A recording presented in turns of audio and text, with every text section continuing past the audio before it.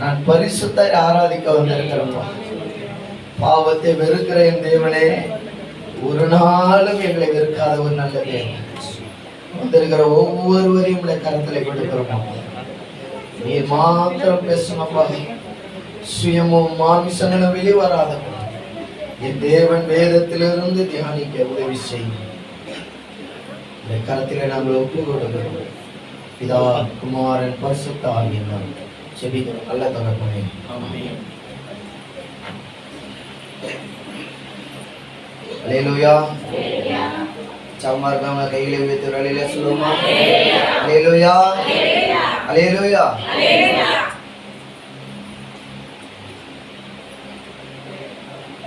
நாம் தியானிக்க போறதான தலைப்பு பாவம் தேவனை விட்டு பிரிக்கும் என்ற தலைப்பிலே நாம் தியானிக்க போகிறோம். பாவம் தேவனை விட்டு பிரிக்கும். வேதத்தில் என்னென்ன சொல்லப்பட்டிருக்கிறதோ சுருக்கமாய் ஒரு சில வார்த்தைகளை மாத்திரம் உங்களுக்கு முன்பாக கொண்டு வர ஆசைப்படுகிறேன். எடுத்து வாசிப்போம். ஏசாயா எழுதின புத்தகம் 59ஆம் அதிகாரம் 1-3 முடிய வசனங்களை நாம் வாசிக்க கேட்போம். இதோ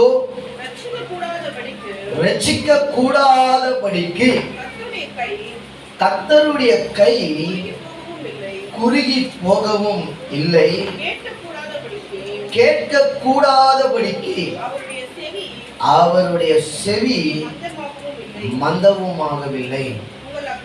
உங்கள் அக்கிரமங்களே உங்களுக்கும் உங்கள் தேவனுக்கும் நடுவாக பிரிவினை உண்டாக்குகிறது. உங்கள் பாவங்களே அவர் உங்களுக்கு செவி கொடாதபடிக்கு அவருடைய முகத்தை உங்களுக்கு மறைக்கிறது. ஏனென்றால் உங்கள் கைகள் இரத்தத்தாலும் உங்கள் விரல்கள் அக்கிரமத்தாலும் கரைப்பட்டிருக்கிறது. உங்கள் உதடுகள் பொய்யை பேசி உங்கள் நாவு நியாய கேட்டை வசனிக்கிறது. என் அன்பான தேவ சபையாரே, 6ஆம் மாதம் கடைசி ஞாயிற்றுக்கிழமையிலே நாம் வந்திருக்கிறோம். தேவன் நம்மளோடு ஒரு இடைப்பட்டு பேசுகிற ஒரு வார்த்தையாக நான் விசுவாசிக்கிறேன். வேதம் சொல்கிறது, இதோ ரட்சிக்க கூடாதபடிக்கு கர்த்தருடைய கை குறுகி போகவில்லை. உங்கள் ஜெபத்தை கேட்க கூடாதபடிக்கு அவருடைய செவிகள் மந்தமாகவும். அன்பான தேவ சபையாரே, அவர் உங்களை ஆசீர்வதிக்க கூடாது என்பதற்காக அல்ல, அவர் ஆசீர்வதிக்க அவர் தயாராக இருக்கிறார். அதை பெற்றுக்கொள்வதற்கு ஒரு சில தகுதிகள் என்ன பண்ணுது, தேவைப்படும். அவர் எல்லாரையும் ஆசீர்வதிக்கிறவர் தான். எசப்பா என்று கூப்பிடுற எல்லாருக்குமே உதவி செய்கிறவர் தான். உதவி செய்யாத ஒரு தேவனை நாம் ஆராதிக்கல. ஏதோ ஒரு மரத்தையோ ஒரு கல்லையோ ஒரு சூரியனையோ ஒரு சந்திரனையோ நாம் ஆராதிக்கல. நம்ம ஆராதிக்கிறது உயிர் உள்ள தேவனை. அதை முதல்ல நீங்க என்ன பண்ணணும், விசுவாசிக்கணும். நான் ஆராதிக்கிறவர் பேசுகிறவர் என்று நான் முதல்ல விசுவாசிக்கணும். நான் ஆராதிக்கிறவர் இந்த உலகத்தையே படைத்தவர் என்று முதல்ல நாம் விசுவாசிக்கணும். நான் ஆராதிக்கிறவர் மனிதனை படைத்தவர் என்று முதல்ல நம்ம விசுவாசிக்கணும். நான் ஆராதிக்கிறவர் யார் என்றால், நான் ஆராதிக்கிறவர் சர்வ வல்லமை உள்ள தேவன் என்று வேதம் சொல்லுகிறது. மோசே கேட்கிறான், நான் ராஜாவிட்ட போயிட்டு என்ன சொல்வது என்று கேட்கும் பொழுது தேவன் சொல்லி அனுப்புகிறார், அவர் இருக்கிறவராகவே இருக்கிறேன் என்று சொல்லு. அவர் யார் என்று கேட்டார், அவர் சர்வ வல்லவர் என்று போய் சொல்லுகிறார். அப்ப நான் ஆராதிக்கிறவர் யார்? அவர் சர்வ வல்லமை உள்ள தேவன். ஏன் நம்ம ஜெபங்கள் இன்னும் கேட்க மாட்டது? ஏன் நம்ம விண்ணப்பங்கள் இன்னும் கேட்க மாட்டது? ஏன் என்னுடைய உபவாசம் இன்னும் கேட்க மாட்டது? நான் அழுகை பள்ளத்தாக்கில் இருக்கிறேன், ஏன் எனக்கு அந்த காரியங்கள் நிறைவேற மாட்டேங்கிறது? ஏன் இன்னும் என் குடும்பத்துல தேக்க நிலைமை, ஏன் என் குடும்பத்துல வறுமை, ஏன் என் குடும்பத்துல சண்டை, ஏன் என் குடும்பத்துல நோய், ஏன் என் குடும்பத்துல பிரிவினை? எதற்காக இதற்கு இவ்வளவு காரியங்கள் கிறிஸ்தவ வாழ்க்கையில நடக்கிறது? எதையா நடக்கிறது? ஏன் இவ்வளவு ஒவ்வொரு கிறிஸ்தவனையும் கேட்டால் ஒருவனும் முழுசா நான் சந்தோஷமா இல்லை என்றுதானே சொல்லுகிறார்கள். ஏன் இந்த நிலைமை ஒரு கிறிஸ்தவனுக்கு? என் தேவனை ஆராதிக்கிற தேவ பிள்ளைகளை கர்த்தர் குறைவுள்ள பாத்திரமாய் வைக்க தேவன் விரும்பவில்லை. அவர் வைக்கவும் மாட்டார். குறைவுள்ள பாத்திரமாய் ஒரு கிறிஸ்தவ பிள்ளைகளை தேவன் வைக்க மாட்டார். அவர் வைக்க விரும்புவதில்லை. ஆனால் குறைவுள்ளவர்களாக நாமே நம்மளை மாற்றிக்கொள்கிறோம். என் தேவன் எல்லாரையும் ஆசீர்வதிக்க வல்லவர் தான். என் தேவன் சகலத்தையும் செய்ய வல்லவர் தான். ஆனா செய்வதற்குரிய ஸ்பேஸ் நம்ம கொடுக்கிறது இல்லையே. அவர் அசைவாடுகிறதுக்கு நேரத்தையும் அவர் அசைவாடுகிறதுக்கு தூய இருதயத்தையும் நாம் கொடுக்கிறது இல்லையே. அதனால என்னவோ நம்ம வாழ்க்கையில குறைவாகவே இருந்து கொண்டு இருக்கிற கிறிஸ்தவன் பரமயலையாக மாறிக்கொண்டு இருக்கிறான். அப்படியே தேவன் எந்த இடத்திலுமே கிறிஸ்தவனை அழைக்கவில்லை. ஆபிரகாமை அழைத்தார், தேவன் ஆபிரகாமை ஆசீர்வதித்தார். ஈசாக்கை அழைத்தார், ஈசாக்கை தேவன் ஆசீர்வதித்தார். யாக்கோபை அழைத்தார், யாக்கோபை தேவன் ஆசீர்வதித்தார். தாவீதை அழைத்தார், ஆசீர்வதித்தார். சாலமோனை அழைத்தார், ஆசீர்வதித்தார். ஏன் உங்களை அழைத்து இன்னும் ஆசீர்வாதம் பெறவில்லை? இவ்வளவு பேரை அழைத்து ஆசீர்வதித்த தேவன் ஏன் உன்னையும் என்னையும் தேவன் ஆசீர்வதிக்கவில்லை? எத்தனை பேர் இதை சிந்தித்திருக்கிறீர்கள்? எத்தனை பேர் இதை பற்றி யோசித்திருக்கிறீர்கள்? இத்தனை பாத்திரங்களை அழைத்து தேவன் வெறுமையாக விடாமல் ஆசீர்வதித்த தேவன் ஏன் உன்னையும் என்னையும் அதே நிலைமையில் வைத்திருக்கிறார்? இன்னைக்காவது யோசித்தது உண்டோ? யாராவது யோசித்திருக்கிறீங்களா? ஏன் இன்னும் மாறவில்லை என்று எத்தனை பேர் அதை யோசித்திருக்கிறீர்கள்? கிறிஸ்தவ வாழ்க்கை மாற்றம் உள்ள ஒரு வாழ்க்கை. அதை முதல்ல எத்தனை பேர் விசுவாசிகள் அல்லேலூயா சொல்லுவோமா? அல்லேலூயா. கிறிஸ்தவ வாழ்க்கை மாற்றம் உள்ள ஒரு வாழ்க்கை. மாற்றமே இல்லாத ஒரு வாழ்க்கை அந்நியர்களுடைய வாழ்க்கை. ஏன் மாறவில்லை? நீங்கள் எதுல குறைப்பட்டு இருக்கிறோம்? எதை சரி செய்யணும்? எதில் நிவர்த்தி செய்யணும்? எதை குறைக்கணும்? எதை அதிகமாக்கணும்? முதலாவது கிறிஸ்தவர்களுக்கு அதை தெரிந்திருக்க வேண்டும். நான் ஆலயத்துக்கு வந்தேன், உபவாசம் பண்ணினேன், ஃப்ரைடே வந்தேன், சண்டே வந்தேன், ஏதோ ஒரு வேலை உபவாசம் போட்டேன், ஆசீர்வதிக்கப்படலை. ஏன்? என் தேவன் காதை மூடிக்கொண்டாரா? உங்கள் சபத்தை கேட்கக்கூடாதபடி, உங்களுக்கு உதவி செய்யக்கூடாதபடி அவர் கரத்தை குறுக்கி விட்டாரா? இல்லையே. ஏன் நம்மளுக்கு குறைவு? அன்பு தேவ பிள்ளை, முதல்ல திங்க் பண்ணணும். முதல்ல உட்கார்ந்து யோசிக்கணும். ஏன் இந்த குறைய வாழ்க்கையில? ஏன் எனக்கு ஆசீர்வாதமே வர மாட்டேது? ஏன் எவ்வளவு சம்பாதிச்சாலும் காசு நிற்க மாட்டேது? ஏன் குழந்தை இல்லை? உட்கார்ந்து கொஞ்சம் 5 நிமிடம் யோசிப்பாயானால் அதற்கு பதிலை தேவன் உனக்கு சொல்லுங்க. அன்பு தேவ பிள்ளை, அவர் பெரியவர். அவர் பெரிய காரியங்களை செய்வார். அல்லேலூயா. அவர் வாழ்க்கையில இன்றைக்கு அவர் செய்வார் என்று நான் விசுவாசிக்கிறேன். நான் எடுத்துட்டு வந்த சத்தியம் வேறு, இரவு முழுவதுமாய் நான் ப்ரிப்பேர் பண்ண சத்தியம் வேறு. ஆனால் இங்க வந்து என் தேவன் கொடுக்கிற சத்தியம் வேறு.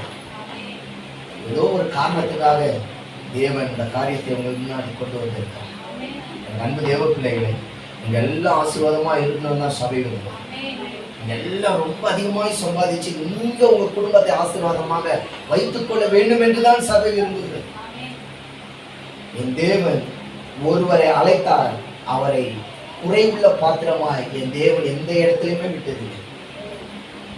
ஆவிக்குரிய வாழ்க்கையில, உலகப்பிரமான காரியத்துல, உங்க குடும்ப வாழ்க்கையில, உங்க வேலை செய்யற இடத்துல, உங்களுடைய பிசினஸ்ல, எல்லாவற்றிலும் கர்த்தர் நிறைய ஆசீர்வாதத்தை கொடுப்பார்.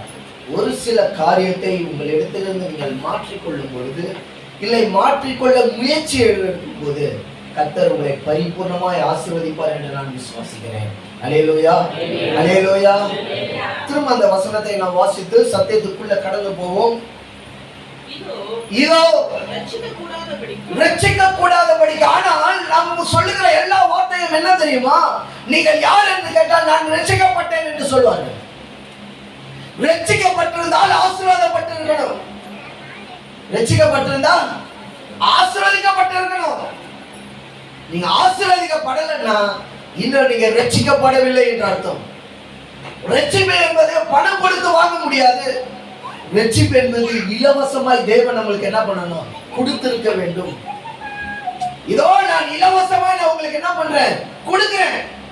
எல்லாவற்றையும் இலவசமாய் கர்த்தர் கொடுத்தார். எல்லாவற்றையும் இலவசமாய் கர்த்தர் கொடுத்தார். கர்த்தரிடத்திலிருந்து கிருபையோ வரங்களையோ வாங்குறவர்கள் கர்த்தர் பணத்தை கொடுத்து கொடுக்கவில்லை. எதையும் கர்த்தர் எல்லாவற்றையும் இலவசமாய் இந்த உலகத்தில கொடுத்து இலவசமாய் கொடுத்துடும். என் அன்பு தேவ பிள்ளையே, 12 வருடம் உள்ள குதிரைப்போக்கு உள்ள ஸ்திரீ எல்லா பணத்தையும் என்ன பண்ணிட்டா, செலவு பண்ணி ₹1 கூட அவளுக்கு இல்லாமல் சகலத்தையும் வைத்திருக்க கொடுத்த சகலத்தையும் தீர்த்தார். ஆனா இலவசமாய் ஒருத்தர் கொடுப்பார்னு கேள்விப்பட்டு இலவசமாய் அற்புதத்தை என்ன பண்ணிக்கிட்டா, வாங்கிட்டா. அன்பு தேவ பிள்ளையை நல்லா யோசிச்சு பாருங்க, நல்லா யோசிச்சு பாருங்க. இப்ப நீங்க ஒரு இடத்துல போகணும், இல்ல ஒரு வைத்தியரை பார்க்கணும், இல்ல ஒரு பாஸ்டரையே பார்க்கணும்னா நம்ம நாள் முடிந்தாலும் ஒரு பணத்தை என்ன பண்ணுவோம், எடுத்துட்டு போவோம். இல்ல ஒரு கல்யாணத்துக்கு உங்களை கூப்பிடுறாங்க, வெறுங்கையோட யாரும் என்ன பண்ண மாட்டோம், போக மாட்டோம். ஏதோ ஒன்று ₹100 என்ற ஒரு பணத்தை கவர்ல வைத்துறாத போவோம் ஒரு கல்யாணத்துக்கு, ரைட்? அப்படித்தானே போவோம் எல்லாம். நீங்கள் எதை கேட்கிறீர்களோ அதை பெற்றுக் கொண்டேன் என்று என்ன பண்ணுங்க, விசுவாசம். 12 வருடம் குதிரைப்போக்குள்ள ஸ்திரீ எல்லா காசும் போயிடுச்சு. இப்ப ஒரே நம்பிக்கை யார் மேலதான், இயேசு மேலதான். அவர் காசு வாங்க மாட்டார்ன்ற ஒரு நம்பிக்கை. அவர் என்ன பண்ண மாட்டாரு, காசு வாங்க மாட்டார். அவருக்கு இலவசமாய் கொடுக்கிறவர் என்று அவர் என்ன பண்ணிருப்பா, ஒருவேளை கேள்விப்பட்டு இருக்கணும், கேள்விப்பட்டு இருக்கணும். ஏன்னா எந்த வைத்தியரும் இலவசமா என்ன பண்ணுவது கிடையாது, சுகம் கொடுப்பது கிடையாது. ஏன்னா பாஸ்டரே பணம் கொடுத்தாதானே பேய் ஓட்டுறான், பணம் கொடுத்தாதான் அற்புதத்துக்காகவே ஜெபிக்கிறான், காணிக்கைக்காகவே ஒரு ஸ்பெஷல் ஜெபத்தை ஏறெடுக்கிறானே. அப்ப என் ஆண்டவராக இயேசு கிறிஸ்து வாழ்க்கையில பாருங்க, அவள் என்னன்னு கேள்விப்பட்டிருப்பா, அவளுக்கு போனா இலவசமா என்ன பண்ணுவார், அவரு கொடுப்பாருன்னு கேள்விப்பட்டிருப்பா. அந்த கேள்விப்பட்டவர் இவர்கிட்ட போனா நான் இலவசமாய் ₹1 செலவில்லாமல் அற்புதத்தை பெறுவேன் என்ற ஒரு நம்பிக்கையோட அப்படி யாருக்கிட்ட வரா, இயேசு கிட்ட வரா. இயேசு கிட்ட வரா, இயேசு கிட்ட வரா, தொட்டா அற்புதம் பெறா. பணம் கொடுக்கல, ஆனால் என் தேவனாகிய கர்த்தர் உலகத்துல சொல்றார், நான் இலவசமாய் உங்களுக்கு என்ன பண்ணேன், கொடுத்தேன். நீங்களும் இலவசமா என்ன பண்ணுங்க, கொடுங்கள். இலவசமாய் பெற்றுக்கொண்டதை இலவசமா என்ன பண்ணுங்க, கொடுங்கள். என் தேவனாகிய கர்த்தர் சகலத்தையும் எல்லாவற்றையுமே அவர் பணத்தை எதிர்பார்க்காமல் செய்கிறவர். அவர் ஒன்னே ஒன்று எதிர்பார்க்கிறார், என்ன தெரியுமா, உங்களுடைய இருதயம், உங்களுடைய பரிசுத்தம், நீங்கள் பாவம் இல்லாத ஒரு வாழ்க்கை. இந்த ஒரு குவாலிட்டி தான் நீங்கள் செபிக்கிற ஜெப தேவ சந்நிதியில போய் என்ன பண்ணணும், எட்டும். இல்லை என்றால் நம் மணிக்கணக்கில் செபித்தாலும் என் வாழ்க்கையில சற்று கூட என்ன பண்ணாது, குறைவு வரப்போகுது. சற்று கூட நிறைவான காரியங்கள் வரப்போவது கிடையாது. நான் முதல்ல மாறாமல் என் வாழ்க்கை என்ன பண்ணாது, மாறாது. குடிக்கிற அப்ப குடிப்பழக்கத்துல விட்டாதான் தன் பிள்ளை என்ன பண்ணும், குடிப்பழக்கத்துல இருந்து வெளியே வரும். நான் குடிச்சிட்டு நான் பாவம் செஞ்சுட்டு என் பிள்ளையை பாவம் செய்யாத என்று நான் சொல்வது எப்படி, அது தவறு, தவறு. முதல்ல என்கிட்ட ஒரு மாற்றத்தை என்ன பண்ணணும், வரணும். இந்த வார்த்தை சொல்லுகிறது, நீங்கள் ரட்சிக்கப்படாதபடிக்கு. அப்பனா நீங்க ரட்சிக்கப்பட்டீங்க, என்ன நடக்கும்னா நீங்கள் செபிக்கும் பொழுதே தேவன் அந்த ஜெபத்தை என்ன பண்ணுவார், கேட்பார். வேதம் சொல்லுகிறது, தொடர்ச்சியா வாசிங்க. இதோ ரட்சிக்க கூடாதபடிக்கு கர்த்தருடைய கை குறுகி போகவில்லை. இன்னைக்கு அநேக பேருடைய ஜெபம் என்ன தெரியுமா, ஆண்டவரே நான் ரட்சிக்கப்பட்டு நான் ஞானஸ்நானம் எடுத்துட்டேன், ஆனா ஏன் ஆண்டவரே இவ்வளவு குறை இருக்கு. இந்த ஜெபத்தை கேட்கிறோமா இல்லையா, இந்த ஜெபத்தை கேட்கிறோமா, ஆனஸ்டா சொல்லுங்க, எத்தனை பேர் கேட்கிறோம்? எஸ், கேட்போம் கேட்போம். ஏண்டவரே நான் எனக்கு இந்த நிலைமை, ஏண்டவரே நான் அழுகையிலே இருக்கிறேனே, ஏன் நான் சமாதான பாதையில் வர மாட்டேங்கிறேன், ஏன் நான் மேல வர மாட்டேன், நான் ஜெபம் பண்றேன், ஏன் என்னுடைய சம்பளம் உயர மாட்டது, ஏன் எனக்கு பிரச்சனை தீர மாட்டது, ஏன் கடன் தொல்லை எனக்கு அடைய மாட்டது, ஏன் நோய் என்னை விட்டு போக மாட்டேங்குது, எத்தனை கேள்விகளோட நம்ம தேவ சமூகத்தை அமர்ந்து ஜெபிப்போம் தெரியுமா? அன்பு தேவ பிள்ளையே, அவர் ஜெபத்தை கேட்க கூடாது என்பதற்காக அல்ல, அந்த ஜெபத்துல ஏதோ ஒண்ணு தவறு என்ன பண்ணுது இருக்கு. கேட்கறது கூட நியாயமா என்ன பண்ணணும், முதல்ல கேட்கறது என்ன கேட்கணும், நியாயமா கேட்கணும். ரெண்டாவது கேட்கறது உண்மையாய் கேட்கணும், உண்மையாய் கேட்கணும் தேவ சமூகத்துல. 2ஆம் வசனத்துல வாசிங்க. உங்கள் அக்கிரமங்களே உங்களுக்கும் உங்கள் தேவனுக்கும் நடுவாக பிரிவினை உண்டாக்குகிறது. உங்கள் தேவனுக்கும் நடுவாக என்ன உண்டாக்குகிறதா? பிரிவினை உண்டாக்குகிறது. இயேசு ஏன் இந்த பூமிக்கு வந்தார் என்று கேட்டா ஒன்னே ஒண்ணுக்காக தான் வந்தார், பாவிகளை ரட்சிக்க. Simple word. ஏன் கர்த்தர் இந்த பூமிக்கு வந்தார்? பாவிகளை ரட்சிக்க. இரண்டாவது ஏன் இந்த பூமிக்கு வந்தார்? தேவனோடு மனிதன் உறவாடுவதற்காக. தேவன் மனிதனோடு உறவாடுவதற்காக. இரண்டாவது உங்கள் பாவங்களை மன்னிப்பதற்காக. பாவங்களை மன்னிப்பதற்காக. பாவங்களை அறிக்கை செய்து விட்டுவிடும் பொழுது உங்க வாழ்க்கையில நீங்கள் இரக்கம் என்ன பண்ணுகிறீர்கள்? பெருகிறீர்கள், பெருகிறீர்கள். பாவம் செய்து விட்டு விடும் பொழுது எந்த பாவமும் தொடர்ச்சியான பாவமாய் கிறிஸ்தவ வாழ்க்கையில் இருக்கவே கூடாது. ஏதோ ஒரு சூழ்நிலையில நம்ம பாவம் செஞ்சிட்டோம், ஏதோ ஒரு இடத்துல விழுந்துட்டோம்னா விழுந்த இடத்துல இருந்து உடனே எழுந்திருக்க பாருங்க. பாவம் செய்யவே கூடாதுன்னு சொல்ல முடியாது.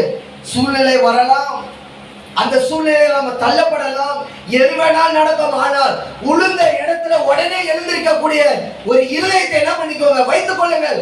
ஆனா இந்த பாவம் எனக்கு இன்பத்தை கொடுத்தது என்று புரள ஆரம்பிச்சீங்கன்னா தேவ உறவை நீங்க என்ன பண்ணுகிறீர்கள்? துண்டிக்கிறீர்கள்.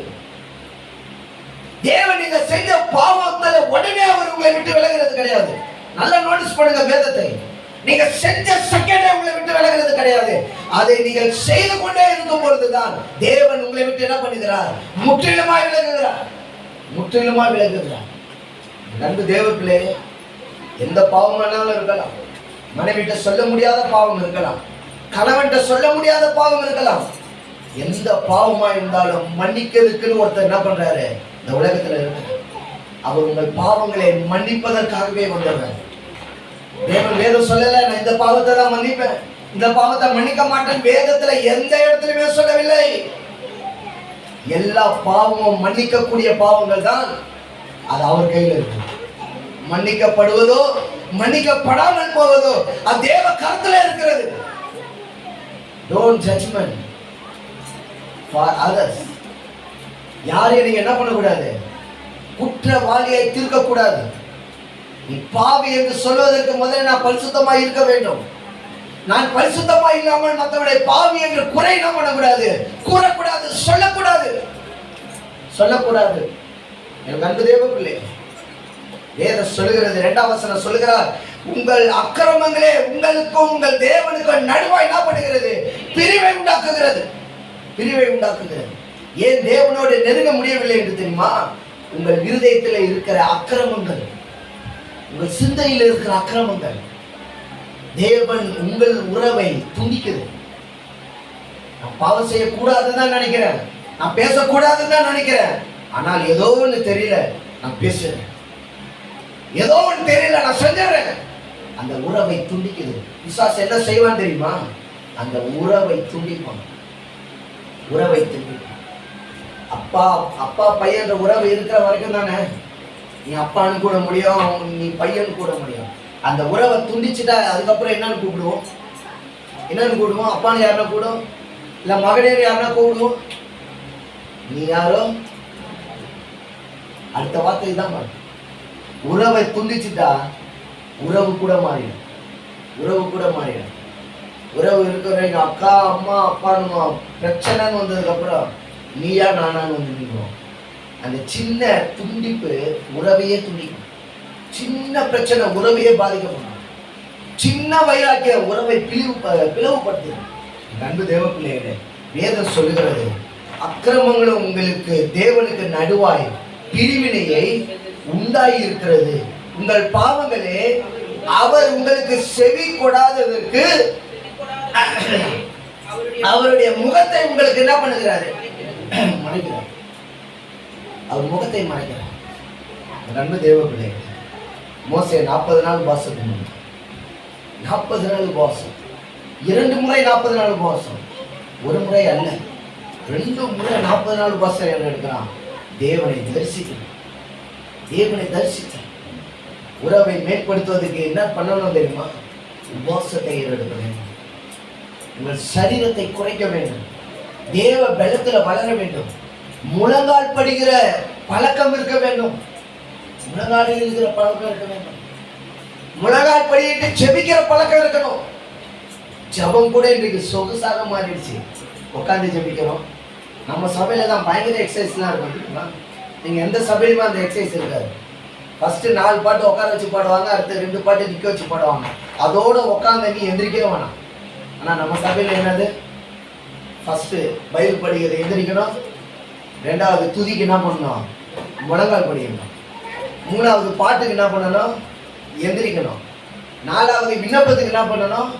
முழங்கால் படிக்கணும், 2வது சாட்சிக்கு அவங்கவுங்க எந்திரிக்கணும், காணிக்கைக்கு எல்லாரும் எந்திரிக்கணும், அடுத்து என்ன பண்ணணும்? மெசேஜுக்கு முழங்கால் படிட்டு ஜெபிக்கணும். மெசேஜ் வந்தவர் என்ன பண்ணுவாரு? உங்களை திரும்ப எழுந்திரிக்க வைப்பாரு. பாட்டு பாடி முடிச்சோட திரும்ப என்ன பண்ணணும்? நீ வீட்டில் எக்ஸசைஸ் பண்றியோ இல்லையோ, 7வது நாள் சபைக்கு வந்தீங்கன்னா உன்னை மிகப்பெரிய ஒரு எக்ஸசைஸ் என்ன பண்ணணும்? வீட்டில் யாரும் குனிஞ்சு நிமிடுறது இருக்கா இல்லையான்னு தெரியல. பட் ஆனால் சபைக்கு வந்தீங்கன்னா நிறைய பேர் நான் உட்காருன்றான் எந்திரின்றான். இது ஒரு எக்ஸசைஸ் தான். நீ ஒரே நிலைமையில இருந்தா மரண நிலைமைக்கு போயிடுவேன், தூக்க நிலைமைக்கு போயிடுவேன். அதனால தான் அப்பப்போ உங்களை என்ன பண்ணுறது? எழுந்திரிக்க முட்டி போட, உட்கார எழுந்திரிக்க முட்டி போட. எனக்கு அன்பு தேவைப்படல. வேதம் சொல்லுகிறது, 3ஆம் வசனம் சொல்லுகிறது, ஏனென்றால் உங்கள் கைகள் இரத்தத்தாலும் உங்கள் விரல்கள் அக்கிரமத்தாலும் கரைப்பட்டு இருக்கிறது. உங்கள் உதடுகள் பொய்யை பேசி உங்கள் நாவு நியாயக்கேட்டை வசனிக்கிறது. ஏசாயா யாருக்கு சொல்றார் தெரியுமா? ஏசாயா இஸ்ரவேல் ஜனங்களுக்கு சொல்கிறார். இஸ்ரவேல் ஜனங்களுக்கு சொல்கிறார். இவ்வளவு அற்புதங்களை பண்ணின தேவனை சின்ன அக்கிரமத்தால விட்டாங்க. என்னென்ன அக்கிரமம்? வாசிங்க, எடுத்து வாசிங்க. எரேமியா 5ஆம் அதிகாரம் 19ஆம் வசனம். எரேமியா 5ஆம் அதிகாரம் 19ஆம் வசனம். எங்கள் தேவனாகிய கர்த்தர் எங்களுக்கு இவைகளை எல்லாம் எது நிமித்தம் செய்தார் என்று நீங்கள் கேட்டால், அப்பொழுது நீ அவர்களை பார்த்து, நீங்கள் என்னை விட்டு உங்களுடைய தேசத்திலே அந்நிய தேவர்களை சேவித்தது போல உங்களுடைய அல்லாத தேசத்திலே அந்நியர்களை சேவிப்பீர்கள் என்று ஏன் நீங்கள் தேவனை விட்டு விலகினீர்களானால், வேதம் சொல்லுகிறது, நீங்கள் அந்நிய தேவர்களை என்ன பண்ணீர்கள்? சேவித்தீர்கள். ஏன் தேவனுடைய காதை அடைத்தார்? ஏன் அற்புதம் செய்யக்கூடாதபடி கரங்கள் குறுகியது? காரணம் என்ன? இவர்கள் அந்நிய தேவர்களை என்ன பண்ணார்கள்? சேவித்தார்கள். 2வது சொல்லுகிறது, எங்கள் தேவனாகிய கர்த்தர் எங்களுக்கு இவைகள் எல்லாம் எது நிமித்தம் செய்தார் என்று நீங்கள் கேட்டால், அப்பொழுது நீ அவர்களை பார்த்து, ஏன் இஸ்ரவேல் ஜனங்கள் இந்த நிலைமைக்கு வந்தார்கள் என்று யாராவது உங்களை பார்த்து கேட்டா நீங்க என்ன சொல்லணும்னா, நீங்க அந்நிய தேவர்களை என்ன பண்ணீர்கள்? சேவித்தீர்கள். அதனால வந்த விளைவுன்னு நீ சொல்லணும். இந்த வார்த்தை தேவன் என்னை தண்டிச்சாருன்னு சொல்லக்கூடாது. தேவன் என்னை கைவிட்டாருன்னு நீ சொல்லக்கூடாது. தேவன் இரக்கம் இல்லாதவன் நீ சொல்லக்கூடாது. நீ என்ன சொல்லணும்னா, அந்நிய தேவர்களை நாங்கள் சேவித்தோம், அந்நிய ஜனங்களை சேவித்தோம், அதனால தேவனை எங்களை தள்ளி விட்டாரு போய் சொல்லு. ஏன் காதை அடைத்தார்? ஏன் கரங்கள் உதவி செய்யவில்லை? ஏன் தேவ கண்களில் தயவு இல்லை? காரணம், இவர்கள் அந்நியர்களை என்ன பண்ணார்கள்? சேவித்தார்கள் மறைமுகமாய். என் அன்பு தேவனுக்குள்ளே தேவன் சகலத்தையும் அவன் நிறுத்து பார்க்கிற தேவன். அவர் வெட்ட வெளிச்சமாய் பார்க்கிறார் எல்லாத்தையும். நான் நடிக்கிற நடிப்பும் அவருக்கு தெரியும், நீங்க நடிக்கிற நடிப்பும் அவருக்கு தெரியும். அவர் கண்களை யாருமே மறைக்க முடியாது. ஏன் எனக்கு அற்புதம் நடக்கலன்னா, நான் வாழ்க்கையில ஏதோ ஆக்டிங் பண்ணிட்டு இருக்கேன். சபையில ஒரு ஆக்டிங், சபைக்கு வெளியே போன ஒரு ஆக்டிங், சபைக்குள்ள ஒரு கேரக்டர், சபைக்கு வெளியே போன உன்னுடைய சுய ரூபம், இது எல்லாமே என் தேவன் பார்க்கிறாரு. நம்ம வேலை செய்யற இடத்துல முதலாளியை வேணா நம்ப வைக்கலாம், ஆனால் உன்னை என்னைய படைத்த அந்த முதலாளியை நீங்கள் நடித்தெல்லாம் நம்ப வைக்க முடியாது. நீங்க எல்லா இடத்துலயும் உண்மை உள்ளவனா இருந்தால் மாத்திரம்தான் உனக்கு அற்புதம் நடக்கும். ஏன் உனக்கு இன்னும் குறைவு தெரியுமா? நம்ம நடிக்கிறதுல ஸ்பெஷலிஸ்ட். நம்ம நடிக்கிறதுல ஸ்பெஷலிஸ்ட். இதை யாருமே மறுக்க முடியாது.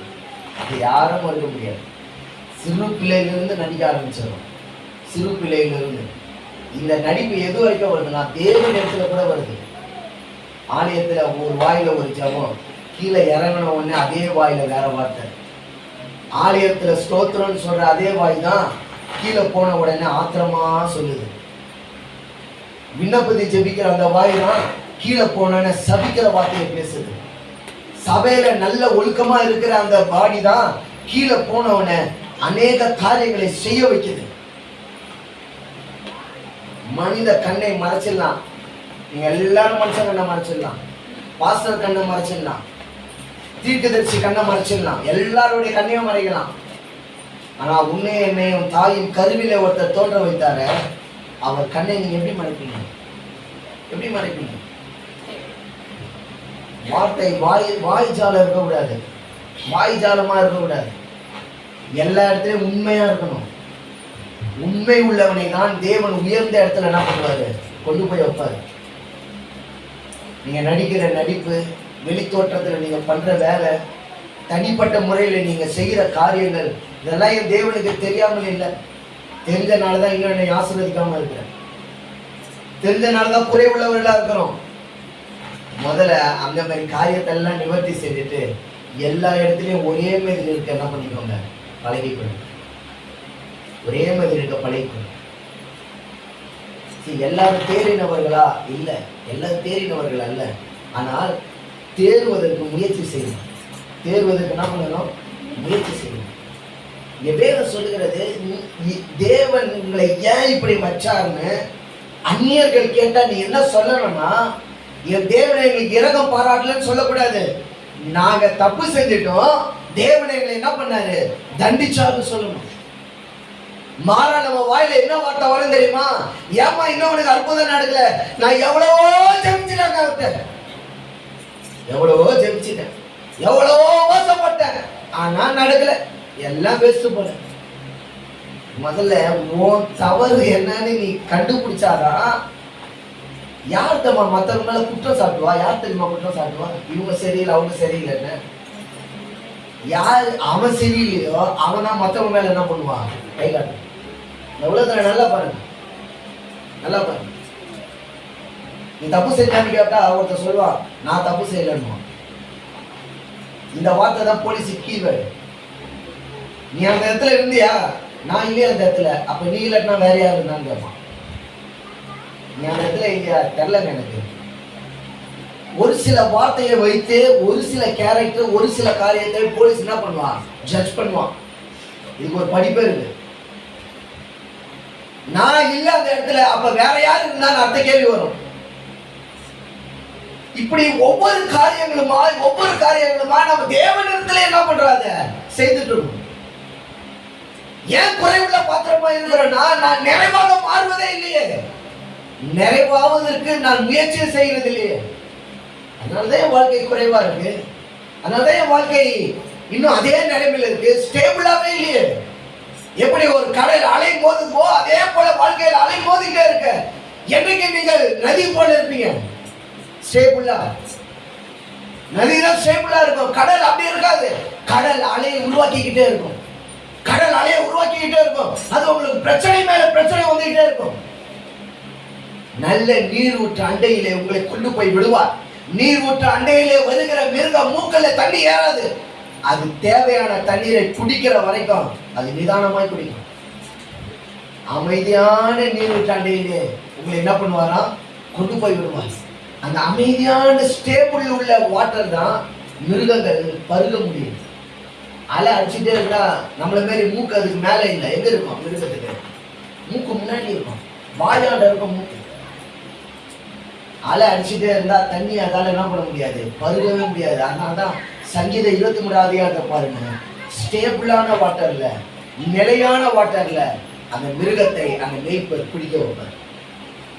ரெண்டு தேவ பிள்ளை ஸ்டேபிளா நீங்க இருக்கணும் உங்க வாழ்க்கையில, நிலையான ஒரு ஆசீர்வாதம் இருக்கணும் அப்படின்னா முதல்ல உங்கள் குறைவுகளை கர்த்தருக்குள்ள என்ன பண்ணிடுங்க, நிறைவாக்குங்க.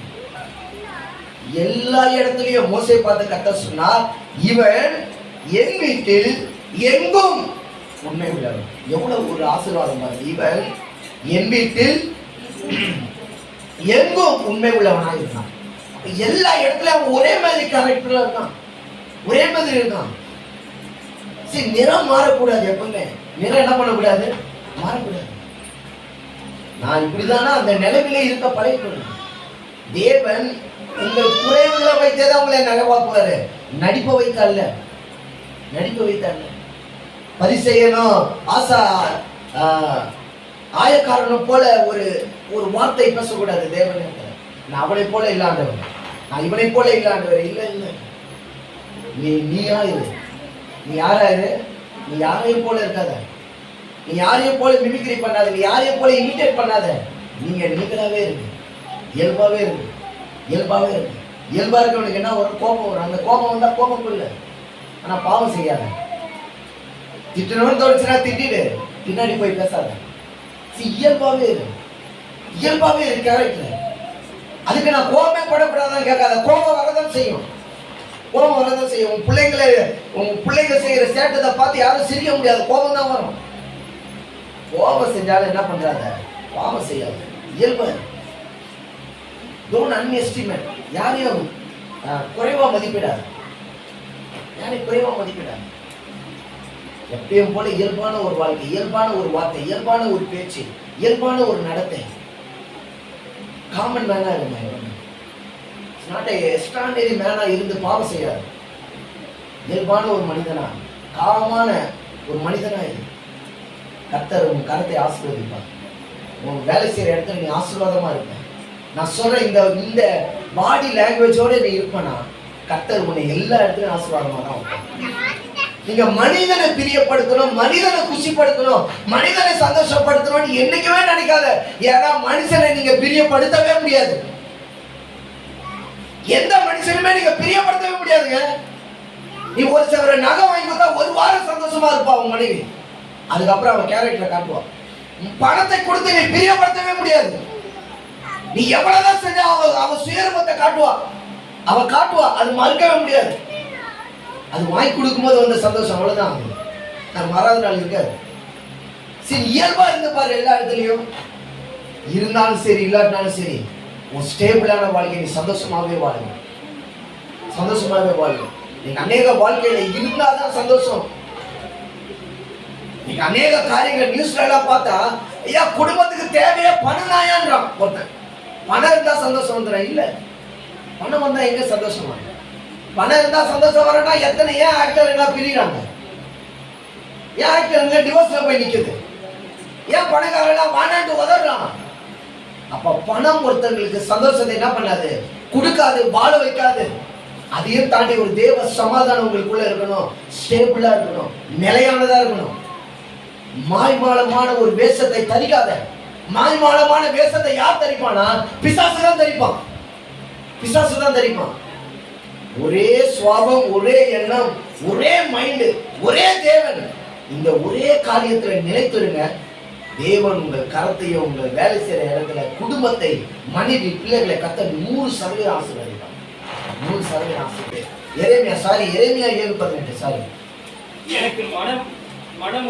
எனக்கு மனமடி உண்டாக அந்நிய தேவர்களுக்கு பான பலிகளை வார்க்கிறார்கள். அவர்கள் வானர் ஆக்கினைக்கு பணியாரங்களை சுடும்படி பிள்ளைகள் விறகு பொறுக்குகிறார்கள், பிதாக்கள் நெருப்பு மூட்டுகிறார்கள், ஸ்திரீகள் மாப்பு செய்கிறார்கள். தேவ பிள்ளை ஏன் ஆசீர்வதிக்கப்படல இஸ்ரவேல் ஜனங்கள்? சொல்றாரு, ஏன் ஆசீர்வதிக்கப்படல தெரியுமா? அவர் சொல்றாரு, எனக்கு மனமணி உண்டாக அந்நிய தேவர்களுக்கு பான பலிகளை என்ன பண்ணுகிறார்கள்? பார்க்கிறார்கள். பான பலிகளை பார்க்கிறார்கள். நீங்க தெரிந்தோ தெரியாமலையோ நீங்கள் பிசாசை கனப்படுத்துகிறவர்களாக இருக்கக்கூடாது. பிசாசை நீங்க மகிமைப்படுத்துகிற காரியம் செய்யக்கூடாது. எந்தெந்த காரியத்துல எல்லாம் பிசாசை சந்தோஷப்படுவான் தெரியுமா? நீ நாள் நட்சத்திரம் பார்க்கும் பொழுது, நீ கிளம்ப பார்க்கும் பொழுது அவன் சந்தோஷப்படுவான். பரவாயில்லப்பா, கிறிஸ்தவனா இருந்தாலும் அப்பப்ப நம்ம பக்கம் வந்து என்ன பண்ணுது, இது நிக்குது அப்படின்னு அவன் ரொம்ப சந்தோஷமா இருப்பான். அவன் ரொம்ப ஜாய்ஃபுல்லா இருப்பான். ஏன்னா நீ அப்பப்ப அவனை நீ என்ன பண்ணிக்கணும், நம்ம இழுத்துக்கணும், அப்பப்ப இழுத்துக்கணும். தேவையில்லாத காரியங்கள் இடத்துக்கு போறது, தேவையில்லாத காரியங்களை செய்வது, மனமடிவாக்குவது, தேவனை எல்லா இடத்துலையுமே தேவனை தலைகுனிய வைக்கிற காரியங்கள், அந்நிய தேவர்களை சேவிப்பது, சுரூபத்தை வைப்பது, வீட்டில சிலைகளை தொட்டு கும்பிடுவது, மரித்து போன ஒருவரை தொட்டு கும்பிடுவது, இது எல்லாமே மறைமுகமாக நீங்க யாருக்கு சேவிக்கிறீர்கள்? பிசாசை சேவிக்கிறீர்கள். பிசாசை சேவிக்கிறீர்கள். ஜனங்கள் எரேமியா சொல்றாங்க, 7 உள்ள காரியங்கள் அவர் 1 by 1 சொல்றாரு. எனக்கு மனை உண்டாக அந்நிய தேவர்களுக்கு பானபலியை வார்க்கிறார்கள். இரண்டாவது, வானர் ஆக்கினைக்கு பணியாரங்களை என்ன பண்ணுகிறார்கள்? சுடுறாங்க. மனமடிவாக தேவனை மடிவாங்க. நன்கு தேவப்பிள்ளை, அந்நியர்களுக்காக பிசாசுக்காக செய்கிற ஒரு காரியத்திலும் நீங்க தீட்டுப்படாமல் இருங்க. தீட்டுப்படாமல் இருக்கு. ஏதோ ஃபுட்டுல மாத்திரம் தீட்டு கிடையாது. நீ அவனுக்காக ஏதாவது ஒரு காரியத்தை செய்தாலும் அதுவும் வாழ்க்கையில தீட்டுதான். அதுவும் வாழ்க்கையில தீட்டுதான். பாவம் நம்ம வாசப்படியில் என்ன பண்ணிட்டு இருக்கோமா? படுத்துட்டு இருக்கோம். அப்படியே அழகா சாஞ்சிட்டு இருக்கோம். பாவம். என் நம்பி தேவ பிள்ளைகளே, ஒவ்வொரு நாளுமே ஒரு கிறிஸ்தவ வாழ்க்கையில ஒரு எக்ஸாம் தான் இருக்கணும். ஒவ்வொரு நாளுமே காலையில எழுந்ததுல இருந்து இரவு படுக்கைக்கு போற வரைக்குமே எக்ஸாம் தான். பாவத்தை எதிர்த்து நிற்கிற ஒரே ஒரு எக்ஸாம். எப்படியா இருந்தாலும் பிசாசுக்கு துணை போயிடக்கூடாது ஆண்டவரேன்னு ஒரு எக்ஸாம்.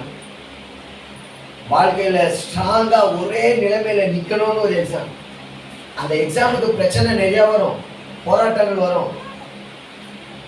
ஆனாலும் ஸ்ட்ராங்கா நில்லுங்க. ஸ்ட்ராங்கா நில்லுங்க. கர்த்தர் உங்கள் கரங்களை பலமாய் மாற்றுவார். அல்லேலூயா சொல்லுவோமா? அல்லேலூயா. கர்த்தர் உங்கள் கரங்களை பலமாய் மாற்றுவார். நீங்க எல்லா இடத்துலயும் நிற்க வேண்டிய நிலைமையில நில்லுங்க. என்ன சூழ்நிலை வந்தாலும் தேவன் உங்களை விட்டு கைவிடவே மாட்டார் என்ற நம்பிக்கையோட நில்லுங்க. ஒரு நம்பிக்கை ஒரு நாள் என்ன பண்ணாது, வீண் பண்ணாது. தேவன் உங்களை கைவிடவே மாட்டார். இஸ்ரவேல் ஜனங்களை போல நம்ம பாவம் செய்யல, அவர்களே தேவன் கைவிடல. ஆனா உன்னையே ஒரு நாள் அவர் கைவிட மாட்டார். அல்லேலூயா சொல்லுவோமா?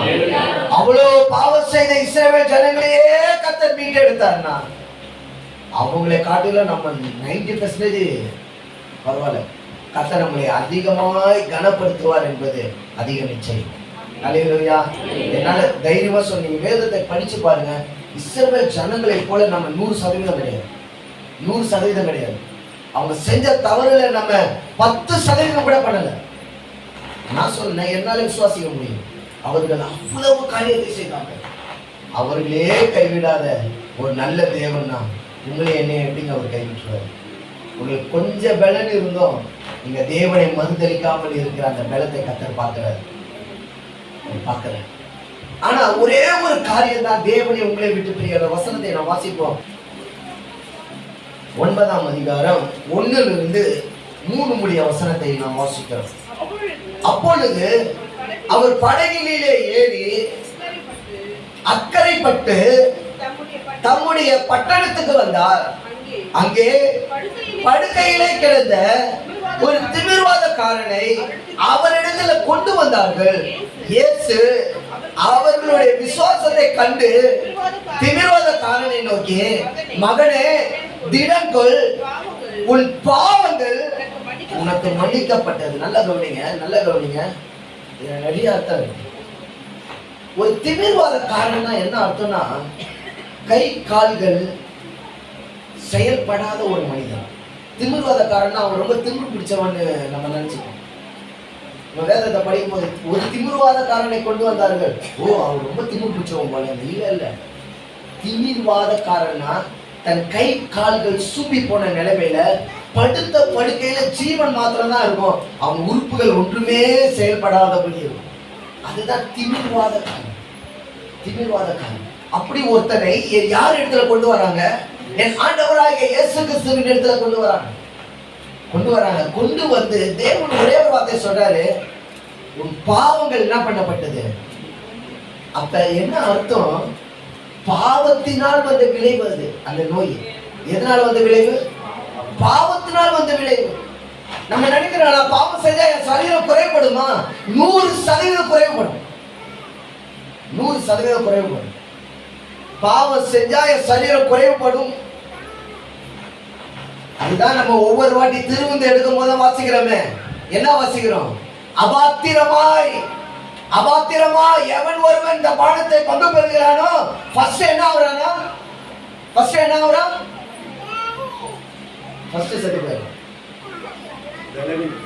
ஃபர்ஸ்ட் உங்களுக்கு வர்றது என்ன தெரியுமா?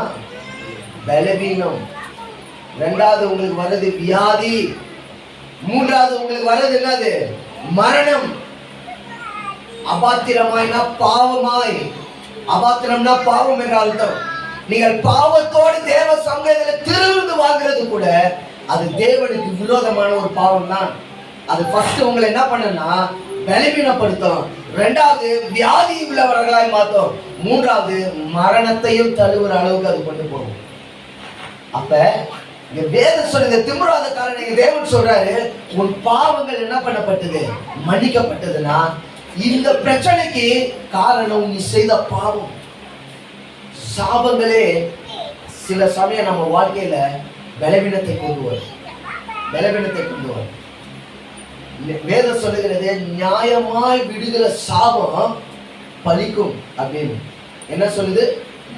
நியாயமாய் விடுகிற சாபம் பலிக்கும். அந்த சாபத்துக்கு பலன் உண்டு.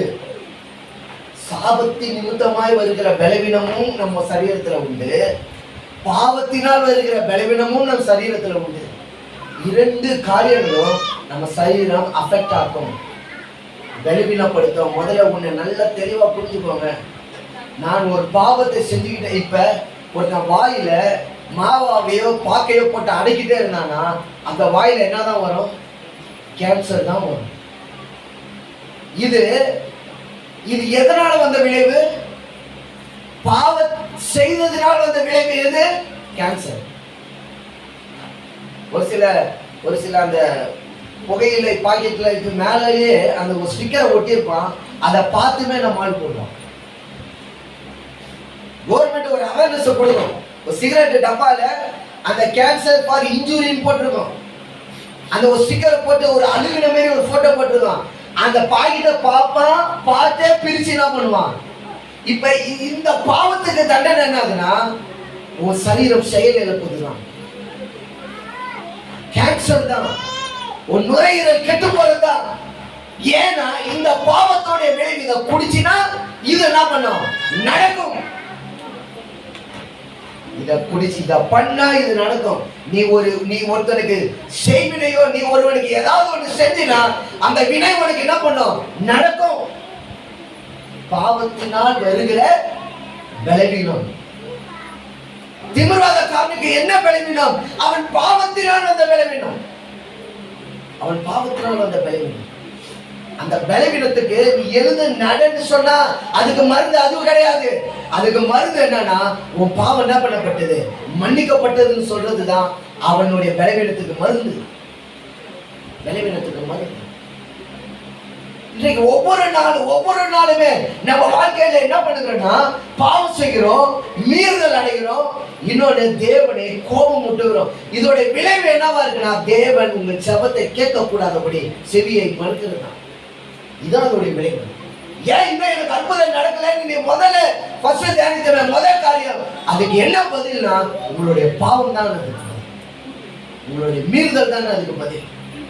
உங்களுடைய அறியாமை தான் அதுக்கு பதில். இதுதான் அதுக்கு மறைவானது. நன்கு தேவர்களே,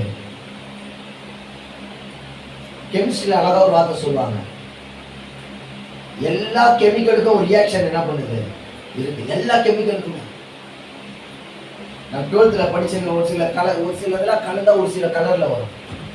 டோட்டலா இப்ப மறந்துச்சு. இப்ப எல்லாத்துக்குமே ரியாக்ஷன் ஒன்று உண்டு. எல்லா கெமிக்கலுமே ரியாக்ஷன் ஒன்று உண்டு. நீ ஒன்று செஞ்சினா கண்டிப்பா உன் வாழ்க்கையில் ஒன்று என்ன பண்ணும் நடக்கும். இதை மறுக்க முடியாது, இதை நீ மாற்றவும் முடியாது. நன்மை செய்தால் உனக்கு மேன்மை இல்லையோ? ஆதியாகமத்தை சொல்லுது, முதல்ல சொல்றாரு, நன்மை செய்தால் உனக்கு மேன்மை இல்லையோ? ஏன் என் வாழ்க்கை மேன்மை இல்லை? என் வாழ்க்கையில நன்மை செய்யவில்லை. நன்மை செய்யவில்லை. நன்மை செஞ்சா ஏன் நம்மளுக்கு தீமை வருது? நன்மை செஞ்சா ஏன் தீமை வருது? தீமைக்கு தீமை தான் வரும், நன்மைக்கு நன்மையானது செய். உலகம் சொல்லல, நல்லதே என்ன நடக்கும்? நல்லதே நடக்கும். இத சும்மா சொல்லல, இது சும்மா சொல்லல. நீ என்ன செய்கிறியோ, நீ என்ன விதைக்கிறாயோ, நீ என்ன மனநிலைமையில இருக்கிறாயோ, அதே மனநிலைமையில ஒரு நாள் இருப்பாய். அதே மனநிலைமையில ஒரு நாள் இருப்பாய். நன்மை செய்தால் உனக்கு மேன்மை இல்லையோ? மேன்மை இல்லையோ? என் தேவன் ஏன் செவியை சாய்த்தார்? என் தேவன் ஏன் செவியை அடைத்தார்? என் தேவன் கரங்கள் ஏன் குறுகி போனது? இஸ்ரவேல் ஜனங்கள் ஆரம்பத்திலிருந்து வெளியே வரும் பொழுது தேவ கரம் பலத்த காரியத்தை செய்தது, ஏன் இன்றைக்கு செய்ய முடியவில்லை? கிறிஸ்தவ வாழ்க்கையில் உண்மை உள்ளவன் என்று கருதி கர்த்தர் ஊழியத்தை என்ன பண்றார்? கொடுக்கிறார். உண்மை உள்ளவனுக்கு தான் கர்த்தர் பரிபூர்ண ஆசீர்வாதத்தை கொடுப்பார். உன்னை இருதயத்தில் நினைச்சு நீ மீது கிளம்பிட்டோம். ஆண்டவரே, நான் எதுல நான் குறைவாக்குறவனாய், நான் எதுல குறைவா இருக்கேன்? நான் என்ன காரியத்தை செய்து என் குடும்பத்துக்கு ஆசீர்வாதம் தடைப்படுது? நான் என்ன காரியம் செய்கிற ஆண்டவர் என் குடும்ப ஆசீர்வாத தடைக்கு? அதை கேளு. தேவன் உங்களுக்கு உணர்த்தும். தேவன் உங்களோட பேசும். நீ இந்த காரியத்தை மாத்திரம் விட்டுவிடு. வேதத்தை அநேகருக்கு சொல்லி இருக்கிறாங்க. அநேக பேருக்கு செவி சாய்த்து போதெல்லாம், ஆண்டவரே நான் எதை ஆண்டவரை விட, நீ இதை விடு. அதை விடும் போதெல்லாம் கர்த்தர் ஆசீர்வாதத்தை கொடுத்திருக்க. எதுவுமே விட முடியாத பாவம் அல்லங்க. எந்த பாவத்தையும் விட முடியாதுன்னு சொல்றாங்க. எல்லா பாவமும் விடக்கூடிய பாவம் தான், மன்னிக்கக்கூடிய பாவம் தான். தேவ செவியை நீங்கள் திறக்க வேண்டுமானால் உங்கள் பரிசுத்தம் உள்ள ஜெபத்தை அவர் காதில் தொனிக்கும்படியாக சொல்லுங்கள். திமுருவாத காரணம் நான் அடிக்கடி படிக்கும் பொழுதுதான் எனக்கு ஆச்சரியம். ஏன் இந்த காரியத்தை சொல்றாருன்னா, திரும்ப அந்த அடுத்த வசனம் வாசிங்க, 2ஆம் வசனம் வாசிக்க, அப்படியே வாசிங்க. 2:3 மத்தேயு 9. அங்கே படுக்கையிலே கிடந்த ஒரு திமிர்வாதக்காரன் அவரிடத்தில் கொண்டு வந்தார். இயேசு அவர்களுடைய விசுவாசத்தை கண்டு திமிர்வாதக்காரனை நோக்கி, மகனே திடன் கொள், உன் பாவங்கள் உனக்கு மன்னிக்கப்பட்டது என்றார். அப்பொழுது வேத பாரகர் சிலர், இவன் தேவதூஷணம் சொல்கிறான் என்று தங்கள் உள்ளத்திலே சொல்லிக் கொண்டார்கள். இயேசு அவர்கள் நினைவுகளை அறிந்து, நீங்கள் உங்கள் இருதயங்களில் பொல்லாதவைகளை சிந்திக்கிறது என்ன? உன் பாவங்கள் மன்னிக்கப்பட்டது என்று சொல்வதோ, எழுந்து நட என்று சொல்வதோ எது எளிது? எது எளிது கேட்கிறார். எதுமா எளிது? பாவங்களினால் வந்த வியாதிக்கு பாவத்தை மன்னிக்கப்பட்டேன் என்று சொல்வது தானே எளிது. அப்பதான் நம்மளுக்கு தெரியும் இந்த பாவம் எதிலிருந்து வந்ததுன்னு, இந்த சாபம் எதிலிருந்து வந்ததுன்னு அப்பதான் தெரியும். வேதம் சொல்லுகிறது, சாபம் 4 தலைமுறைக்கு என்ன பண்ணும் இருக்கும். சாபம் எத்தனை தலைமுறைக்கு இருக்கும்? 4 தலைமுறை. 4 தலைமுறை சாபம் இருக்கும். சாபத்துக்கு ஒரே ஒரு மருந்து என்ன தெரியுமா? என் ஆண்டவராக இயேசு கிறிஸ்து மட்டும்தான். நீங்க சாபத்தை நீக்குவதற்கு எத்தனை இடத்துல போய் நீங்க என்னென்ன காரியங்களை செய்தாலும் சாபத்தை நீக்க ஒரே அதிகாரம் படைத்தவர் இயேசு மட்டும்தான், வேற யாருமே கிடையாது. ஏன்னா உனக்காக ஒரு சாபமானார் என்று வேதம் சொல்கிறது. உன் பாவத்துக்காக ஒரு சாபமானார், உன் பாவத்துக்காக ஒரு சிலுவையில் அறையப்பட்டார், உனக்காக ஒரு ரத்தம் சிந்தினார், உன் பாவத்துக்காக. அந்த பாவம் தான் மனிதனை தேவனையும் உறவை பிரித்தது. இன்றைக்கு அந்த பாவத்தை அறிக்கை செய்யும். ஆண்டவரே, நான் இதோடு இந்த பாவத்தை முடிக்கிறேன், நான் உம்மோடு ஒப்புரவாகணும்னு சொல்லுங்க. தேவன் உங்கள் காரியங்களை ஆசீர்வாதமாக முடியும். அதுக்கப்புறம் நீ சொல்லு, நீ செபிக்கிற 5 நிமிட ஜெபம் கூட உன் வாழ்க்கையில் நடக்கும். அப்படியே நடக்கும். நீ நார்மலாவே ஒரு அப்பா பையன்கிட்ட நீ நல்லபடியாவே உன் அப்பாட்ட நீ நடந்துகிட்டே இருந்தனா, நீ கேட்ட உடனே அப்பா என்ன பண்ணுவாரு? வாங்கி கொடுப்பாரு. நீ ஏதாவது கிக்கிரி முக்கிரி பண்ணி நான் அப்பா என்ன சொல்லுவாரு தெரியுமா? ஃபர்ஸ்ட் நீ இதை செய்யி, நான் உனக்கு என்ன பண்றேன் இதை சொல்லுவாரா ஒரு அப்பா? ஒரு காமன் பீப்புள் இதை சொல்லுவாங்க. என்ன சொல்லுவாங்க? அப்பா எனக்கு இதை வாங்கி கொடுப்பா. அப்பா சொல்றாரு, முதல்ல படிச்சு என்ன பண்ணு, பாஸ் ஆகு, அதுக்கப்புறம் நான் என்ன பண்றேன், இதை வாங்கி கொடுத்தேன். சின்ன வயசுல இருக்கும்போது என் அப்பா டிவி கேட்டோம். என் அப்பா ஒரு வார்த்தை என்ன தான் சொன்னாரு, 10ஆம் கிளாஸ் படிச்சு பாஸ் ஆகுங்க, உங்களுக்கு என்ன வரும்? டிவி வாங்கி கொடுப்பேன். எப்ப? நாங்கள் 10ஆம் கிளாஸ்ல தான் எங்கள் வீட்டுக்கு டிவியே வந்து. 10ஆம் கிளாஸ் பாஸ் பண்ணு, உனக்கு டிவி வரும். இன்னைக்கு நம்ம பிள்ளைங்க எதுவுமே கேட்கறது வேணாம், நம்மளே எல்லாத்தையும் வாரி வாரி வாங்கிக்கணும். நம்ம என்ன பண்ணணும்? இது வேணுமா, அது வேணுமா? டிவிடி கேட்டோம். அதுக்கு என்ன சொன்னா தெரியுமா? 12ஆம் கிளாஸ் பாஸ் பண்ணு, உங்களுக்கு டிவிடி பிளேயர் வாங்கி தரேங்க. எல்லாத்துக்குமே ஒரு எக்ஸாமே வச்சு வச்சு இப்ப இவன் என்ன பண்ணுவானா, இவனுக்காக படிக்கிறானா இல்லையோ, அந்த டிவிடிக்காவது படிப்பான். ஐயோ, எல்லா வீட்லயும் டிவி இருக்குது, எல்லா வீட்லயும் ஒளிய பாக்குறாங்க. அப்ப எது ஃபேமஸ்னா ஒளிய முடியும், அதான் ஃபேமஸ். வயலும் வாழ்வும், இது 2 தான். பொதிகை தான் அப்ப இருந்த ஒரே சேனல், இப்பதான் 1008 சேனல். இதை வாங்குறதுக்கு எங்க அப்பா ஒண்ணு சொல்லுவாரு, இதை பண்ணி நான் அதை கொடுக்குறேன். எங்க அப்பா உங்களை ஆராதிக்கிற உன் தேவன் கூட கத்த சொல்ல, நீ ஃபர்ஸ்ட் இதை பண்ணுப்பா, நான் உனக்கு இதை என்ன பண்றேன். அவர் எதிர்பார்ப்பது நியாயமா? நியாயம் இல்லை, நியாயமான காரியம். அப்ப என் கண்டு தேவ பிள்ளைகள், தேவன் ஏன் உங்க ஜபத்தை கேட்க மாட்டாங்கன்னா, ஃபர்ஸ்ட் தேவனுக்கு பிடித்தமான காரியம் எது என்று தேடி அதை என்ன பண்ணுங்க, செய்யுங்க. வாழ்க்கையில இவைகள் எல்லாம் பின்பு உங்களுக்கு என்ன பண்ணப்படும்?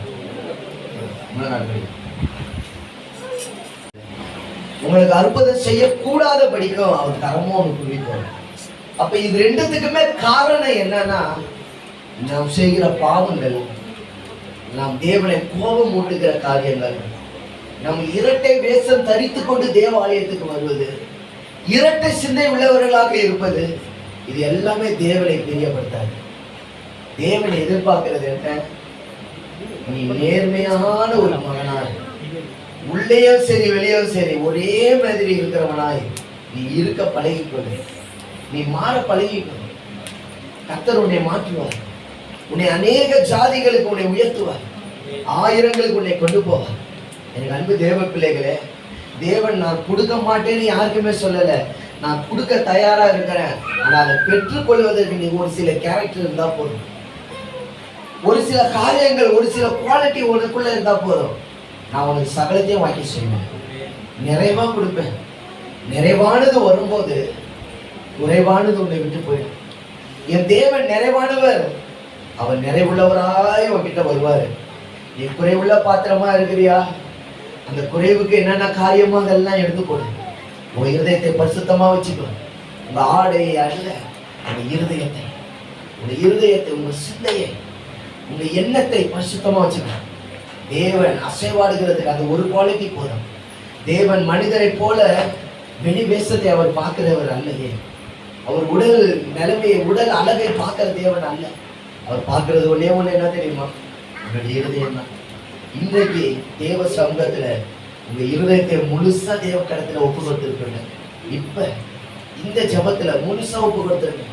ஆண்டவரே, உண்மையை என்னைய பிரிக்கிறது எதுப்பா? அதை நான் இனிமேல் குறைத்துக் கொள்ளுகிறேன் ஆண்டவரே.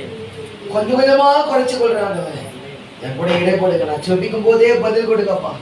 என் குறைவில நிறைவாக்குங்க ஆண்டவரே. நீ இன்னைக்கு கேளுங்க, என்னென்ன குறைவு வாழ்க்கையில எது இல்லை இப்ப நீ கேளு. தேவன் உங்களுக்கு எல்லாவற்றையும் நிறைவாக மாற்றுவார். எல்லாமே என் தேவன் பயன்படுத்துகிறீரப்பா. இது யாருக்கு புரியுமப்பா? வந்திருக்கிற ஒவ்வொருவரையும் நம்முடைய கருத்திலே கொடுக்கும் குறைவானவர்கள் ஆண்டவர். ஆனால் எங்கள் நிறைவாக்க உம்மாலே மாத்திரம்தான் முடியும். எங்களுக்குரிய சாபத்தை நீக்க உம்மாலே மாத்திரம்தான் முடியும். நாங்கள் பாவம் செய்யாமல் இருக்கக்கூடிய காரியங்களை உம்மால் மாத்திரம்தான் ஆண்டவரை செய்ய முடியும். நாங்கள் எந்த சூழ்நிலையிலையும் உம்மை விட்டு விலகி போகாத நல்ல இருதயத்தை நீர் எங்களுக்கு கொடுங்கப்பா. உம்மை விட்டு விலகாத ஒரு இருதயம், உம்மை விட்டு போகாத ஒரு இருதயம் எங்களை கைவிடாமல் பாதுகாத்துக் கொள்ளுங்க ராஜா. எங்களை ஒவ்வொருவரையும் ஆண்டவர் எங்களை நிறைவாக நடத்துங்க ஆண்டவர். குறைவு எங்களை மேற்கொள்ளக்கூடாதப்பா. வாழ்க்கையில நிறைய குறைவு இருக்கு ஆண்டவர். குடும்பத்துல சண்டைகள் இருக்கிற ஒரு குறைவு, சமாதான குறைவு ஆண்டவரே, கடன்கள் நிறைய இருக்குது ஆண்டவரே, வியாதி ஆண்டவர், பிரச்சனைகள், பிசாசினால் வருகிற சூழ்ச்சிகள், மற்றவர்கள் நிமித்தமாய் வருகிற பலவீனங்கள், எவ்வளவோ வாழ்க்கையில குறைவா இருக்கிற ஆண்டவரே. ஓ தேவனே, என் குறைவுள்ள பாத்திரமுள்ள என் சபை பிள்ளைகளை நிறைவாக மாற்றலாம். நல்ல குழந்தை பாக்கியங்களை சபை பிள்ளைகளுக்கு கொடுங்கப்பா. ஒரு ஆரோக்கியமான ஒரு வாழ்க்கையை வாழும்படியாக சொல்லிக்கிறான். நல்ல சம்பாதியத்தோட நல்ல ஊதியத்தோட பிள்ளைகளுக்கு ஒரு குறைவில்லாமல் ஆண்டவர் கொஞ்சத்தை வைத்து நிறைவான ஒரு வாழ்க்கையை வாழ உதவி செய்யுங்கப்பா. இல்லை என்ற ஒரு வார்த்தை பிள்ளைகள் வாயில் வராதபடி பாதுகாத்து விடுங்க ஆண்டவர். நீர் மாத்திரை நிறைவானவர், நீங்க நிறைவா இருங்கப்பா. ஒவ்வொரு பிள்ளைகள் வாழ்க்கையில நீங்க இருங்கதாடி. சின்ன சின்ன தவறுகள் செய்திருப்பார்களே, கர்த்தர் அவர்களை மன்னித்து ரட்சித்துக் கொள்ளுங்க ஆண்டவரே. ரட்சிப்புக்கு குறைவான பாத்திரமா இருக்கவே கூடாதான். உன் பலத்தை கொடுத்த பிள்ளைகளை தாங்கப்பா. பிதா குமாரன் பரிசுத்த ஆவியினால் சொல்லிக்கிற நல்ல தலைமுறை.